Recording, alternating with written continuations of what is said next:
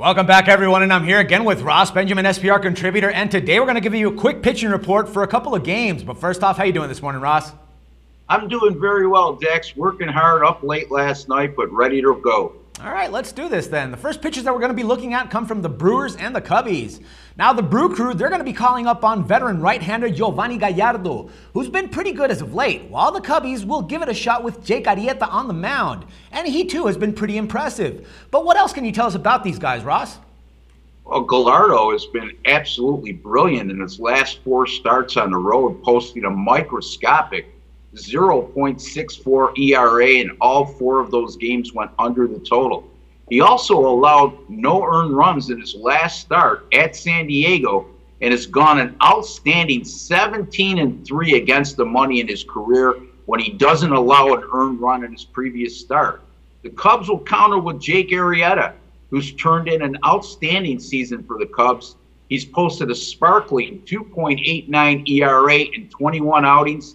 He's been even better, Dax, in his 9 starts at Wrigley Field, where was posted a superb 1.86 ERA, a 0.88 WHIP, and a better than 4-to-1 strikeout to walk ratio. So both of these pitchers have performed admirably this season. All right, so from what I'm getting here is pretty much understanding that you really don't have a favorite for this one, or am I wrong? No, you're not wrong at all. You're getting to know me very well, Dax. I'm not giving either one of these starting pitchers the betting edge in tonight's matchup. I do like a low-scoring game here, and pending on the wind conditions at Wrigley, which we always need to take account of, I would advise a wager on going under the total in this game. All right, good stuff. Now, let's look at the game or the pitchers that come from the game from the Mariners and the A's. Now, let's start off by pointing out that this game is of significant importance for both teams. And while Seattle will be sending out young southpaw James Paxton to the mound, which has been brilliant in my opinion, the A's are putting the ball into the glove of the young right-hander Sonny Gray, which has been pretty dominant for the most part of the team in his recent starts. Now, Ross, my question here is, how do you see both of these guys responding to the pressure that comes with this game?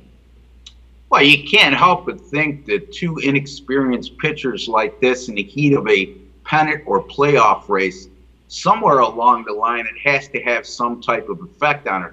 Even though James Paxton, since he's been called up to the minors in 7 starts with the Mariners, hasn't shown any nerves at all. He's posted an unbelievable 1.83 ERA in those 7 starts.